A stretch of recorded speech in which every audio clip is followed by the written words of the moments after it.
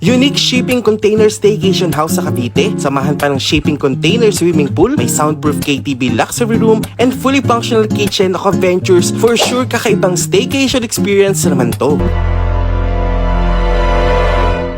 Yeah, it's a coming ocean, perpetual in motion. Hi Ventures! Join us today dito sa Fresh Residences, a unique container staycation house na located sa 5558 Green Breeze 4, Sampaloc 3, Dasmariñas, Cavite. Sobrang cool nito kasi the place is made of shipping containers, even this big swimming pool. And alam nyo ba na sila lang ang may kauna-unahang shipping container swimming pool sa Pilipinas at andito lang yan sa Dasmariñas, Cavite. Malinis at well-maintained ang pool at merong part na malalim at mababaw. So the kids and adults will definitely enjoy here. Tapos Instagram worthy pa dito kahit sa pool. Beside the pool ay may mga tables and chairs na pwedeng tambayan at may swing pa. They also have a fully functional kitchen, so feel free to bring your food kasi we can cook here. May gas stove, cooking utensils, rice cooker, kettle, dining utensils, ref, and water dispenser. Yes, tama, provided na rin nila ang drinking water. Meron ding griller at very spacious din ang dining area. May darts pa dito, so talagang marami kayong magagawa sa baba pa lang yan with your friends and family. After mag-swimming at nilalamig kayo, itry nyo yung bonfire nila because they're using lava rocks and this has a separate fee of 100 pesos per hour. Meron din silang projector for our movie nights na may charge naman na 500 pesos on our whole stay. Marami pa tayong i-discover sa second floor. Simulan natin yan sa room na to. May 2 beds, 1 queen size bed and 1 single bed, tapos may sofa bed pa sa side. May AC yung room, TV na Netflix ready at may malakas din na internet connection. May malaking CR inside, as in malaki talaga guys, with shower, bidet at ayos na ayos din yung design. Let's proceed naman sa second room. Dito kayo pwede mag-party kasi may KTV at ang masaya, soundproof, so walang oras or limit ng kantahan dito with light span and quality sound. The room has 1 queen size bed and 1 single bed, kaya naman kung medyo antok na kayo after ng chill,